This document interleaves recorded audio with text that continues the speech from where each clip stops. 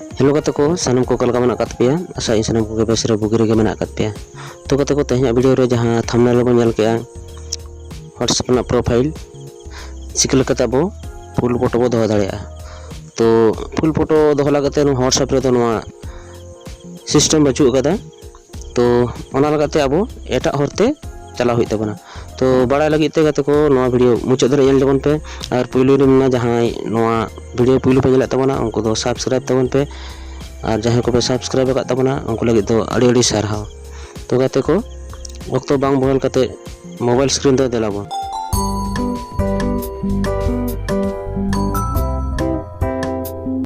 तो गाते को अब व्हाट्सएप प्रोफाइल फोटो एम लगाते पुइलु अब चेबो चिकिया अब तो पुइलु व्हाट्सएप ते बो चला तेम चेतन को 3 डॉट रे टच करते अब नोडे सेटिंग ते बो चला।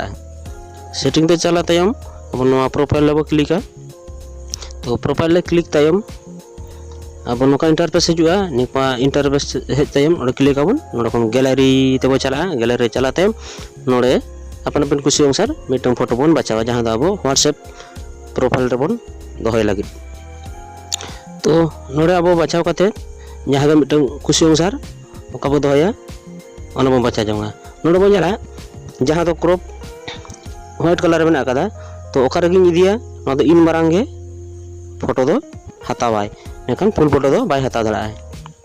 तो अब फुल फोटो जखन बन दोहया तो चेक बन चिकिया तो ओना लगाते अब प्ले स्टोर का मिटन एप्लीकेशन डाउनलोड हुई तबना जहां दो कना व्हाट्सएप प्रो। तो फुल फोटो दोहला गीते गाते को सानम को प्ले स्टोर कोन डाउनलोड तबन पे।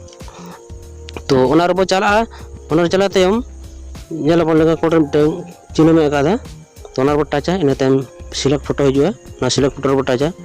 सिलेक्ट फोटो रे टच तयम अब नोआ गैलरी ते इदी बनाय गैलरी ते चला तयम नोडे खन मिटन फोटो बो बचावा जहां दा अब प्रोफाइल फोटो बो दोहय लगाते। तो इन वन बचाव किया निया तयम अब नोडे ना क्रॉप रे क्लिक करते अब ना फोटो बन क्रॉप दाड़िया। तो उनका क्रॉप करते हबन साजा दाड़िया।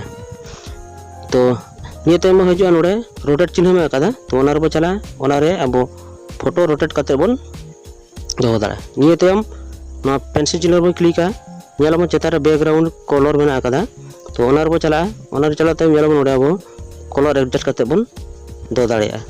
तो इन तयम तला रे बो नेला बैकग्राउंड इमेज तो नोडे ओना रे बो क्लिक करना सोजे बैकग्राउंड रे इमेज रे फाइल ते इदी बनाय। तो नोडे आडी गान ऑप्शन में आकादा बैकग्राउंड रे तो नोडे खन अब जहां के बाछाव करते ओका कुसिया ओना बन हतावा। तो इन नोडे खन मिटन हताविया तो नोआ ते चला कना नोआ ते चला तयम नेलाबो नोडे ऑटोमेटिकली ओना दो बैकग्राउंड हिसाब ते ताहे कना चलाव कना सेटिंग कना। तो अब नोआ जूम करते हबन सेट दाड़िया अब प्रोफाइल फोटो। तो नोका कते गे गाते को अब प्रोफाइल फोटो जहां दो फुल फोटो कान तबना ओना बो दोहो सनाय बना एनखान बा बो दोहो दा कना तो ओनकान प्रोसेस ते बो दोहो दाड़िया। तो नियते अब लातार कोड रे ना सेव रे टच करते बन सेव दाड़िया। तो तो एडवर्टाइज हिजुआ नोआ दो क्लोज गिडियाबो। तो अब प्रोफाइल फोटो सजाव हिजुआ इन तयम नोडे डोन रे बन क्लिका डोन रे क्लिक तयम नोआ दो ऑटोमेटिकली अब प्रोफाइल फोटो रे सेटिंग जोंगा। तो गाते को नोनका कते गे अब जहां फुल फोटो व्हाट्सएप प्रोफाइल ले दोहो सनाय बना जहां दो डीपी बो मेता कना। तो नोनका कते अब फुल फोटो बो दोहो दाड़िया। तो गाते को नोआ वीडियो जुदी भागी बुझाव कान सानम को गे लाइक तबन पे शेयर तबन पे